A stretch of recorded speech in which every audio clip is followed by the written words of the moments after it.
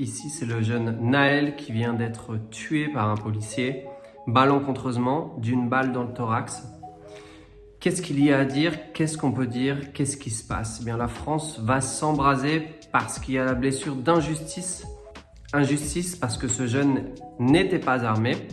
Il a commis une bourde, mais le policier, en réponse, a tiré. Et donc, qu'est-ce qu'on va ressentir? Eh bien, on ressent de l'injustice, c'est clair. On ressent du désarroi. On se met à la place de cette maman qui pleure. On se met à la place des amis, des voisins. On se met à la place, en fait, de ceux qui le connaissaient. Et donc, nous aussi, nous nous trouvons dans une situation où on ne sait pas répondre à ça. On n'arrive pas à répondre à ça.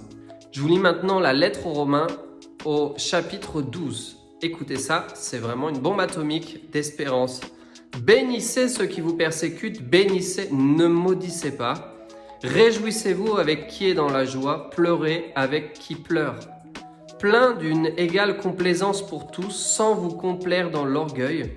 Attirez plutôt par ce qui est humble, ne vous complaisez pas dans votre propre sagesse. Sans rendre à personne le mal pour le mal, ayez à cœur ce qui est bien devant tous les hommes. En paix avec tous si possible, autant qu'il dépend de vous, sans vous faire justice à vous-même. Mes bien-aimés, laissez agir la colère. Je répète, sans vous faire justice à vous-même. Mes bien-aimés, laissez agir la colère, car il est écrit, c'est moi qui ferai justice, moi qui rétribuerai, dit le Seigneur.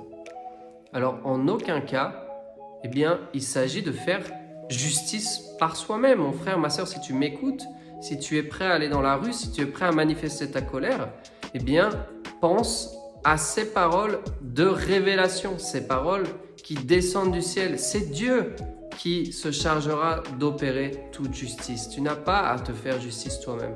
Tu n'as pas à faire violence sur les autres. Tu n'as pas à mettre ta vie en danger. Tu n'as pas à brûler ta jeunesse pour un fait hautement injuste, c'est clair, mais un fait qui te dépasse. En France, on ne peut plus vivre ces expériences communautaires, ostracisme, racisme, lutte policière, lutte de territoire, lutte de race. On ne peut plus parce que ça met trop le feu aux poudres. Et si on agit toujours sur le feu, eh bien nous récolterons le feu. Donc la miséricorde, c'est quoi? Ça part du principe que Dieu nous fait miséricorde et donc nous sommes aussi dans l'obligation de pardonner aux autres parce que Dieu nous pardonne nous-mêmes.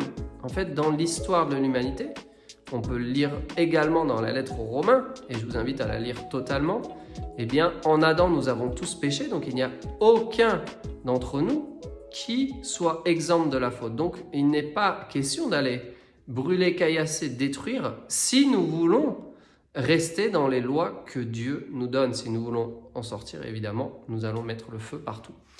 Mon frère, ma sœur, écoute bien ce qui va suivre.